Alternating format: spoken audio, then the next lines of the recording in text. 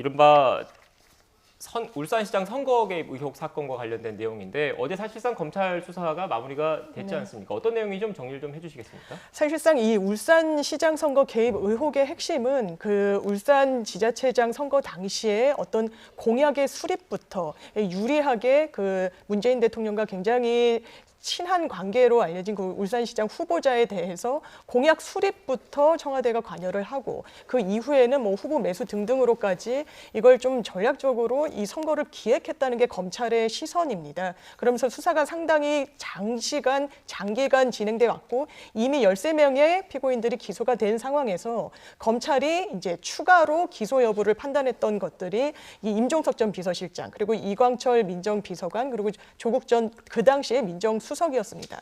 그렇지만 이진석 비서관이 추가 기소되는 데 그치고 이 나머지 청와대 그 이른바 윗선에 대해서는 수사가 무혐의로 종결된 이런 사안입니다. 네. 일단 지금 임종석 전 실장과 조국 전 민정수석 등에 대해서 무혐의 처분을 결국 내린 거잖아요. 그런데 거기에 대해서 검찰 같은 경우에는 증거가 좀 불충분하다, 그 혐의를 소명하기가 좀 어렵다라는 이야기를 하고 있는 거죠. 네, 이제 검찰 입장에서는 소위 말해서 증거 불충분으로 무혐의다 이런 결론을 낸 것 같고요.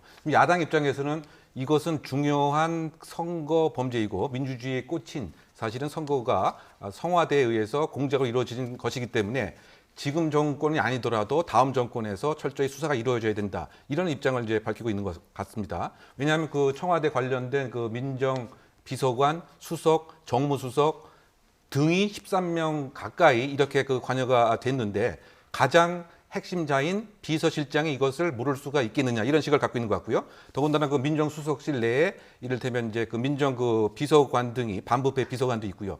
그런데 과연 청와대라고 한 조직이 이런 그 상사의 허락과 암묵적 승인 없이 과연 단독으로 그 이루어졌겠느냐? 이것은 엄연한 그 꼬리 자르기고 그러다 보니까 1년 3개월 동안 수사가 멈춰 있었고 더군다나 13명에 대해서는 이미 기소가 이루어졌음에도 불구하고 특정 재판관이 오히려 이 사건의 재판을 아직까지도 하지 않은 것은 아니냐 이런 비판적 그 시각도 분명히 그 있는 것이기 때문에 또 증거가 없다고 하는데 수사를 제대로 윗선까지 안 했기 때문에 증거가 없는 것은 아니냐 이런 또 비판적 시각도 있습니다. 어쨌든 간에 1년 3개월 정도 소요된 이 사건은 현재 15명만 기소가 되고 비서실장과 민정수석은 꼬리 자르기식으로 끝난 것이 아니냐 하는 비판도 있는 상태에서 마무리가 일단 됐습니다. 근데 어쨌든 앞으로의 그 수사 그 과정에서 과연 청와대 참모진이 어떠한 역할을 이제 한 것인지 등등을 주목할 대상이 아닌가 생각됩니다. 네.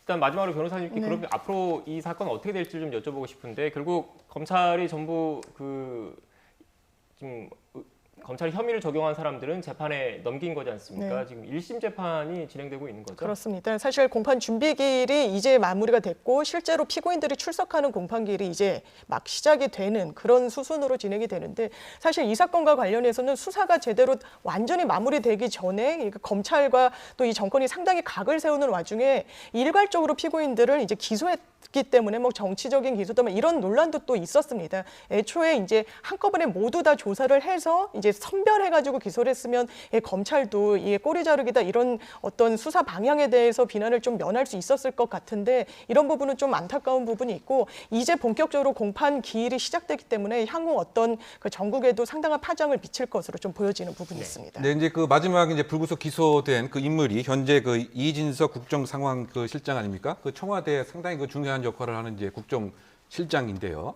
그런데 현재 피고인 신분이 과연 됐는데 이 직을 계속 유지하는 것이 바람직한지에 대해서 비판적 시각이 충분히 있을 수도 있는 것 같은데 말이죠. 근데 청와대 입장은 그 반대로 지금 그 코로나 전국이라고 상황이라고 하는 이러한 위중한 상황에서 지금 그 국정실장을 기소한 것 자체가 유감이다.